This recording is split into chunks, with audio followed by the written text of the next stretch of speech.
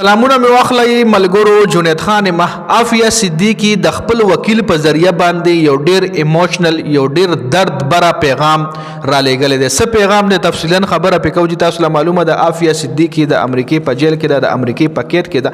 نو عافیه صدیقي د خپل وکیل په ذریعه برطانوي میډیا چې کوم دا هغوی ته یو پیغام لېږلی دی چې زه د ناانصافۍ شکار یم، جي ما سره ناانصافي کېږي، زه د ناانصافۍ شکار یم او یو ورځ به داسې راشي چې زه د دې غضب نه آزاده شم. یو ورځ به داسې راشي چې زه د دې غضب نه آزاده شم. مطلب یې دا دی چې یو ورځ به مرګی راشي چې ما به واخلي او زه به د دې غضب نه او د دې درد بره جون نه زه خلاصه شم. ځکه د هغې چې کوم د راخلاصېدو امیدونه دي به تقریبا ختم شوي، ځکه د پاکستان چې کوم سیاسي حال دی او د پاکستان چې کوم سیاسي مشران دي نو آی کې تر اوسه پورې داسې چېرته غټ مشر ما نه دی لیدلی بغیر د مشتاق سینیټر مشتاق چې کوم د جماعت اسلامي مشر چې ورپسې امریکې له هم تللی هغې نه علاوه چا هم داسې په انټرنیشنل سطح باندې د پاره اواز نه دی اوچت کړی د عافیه صدیقي دپاره.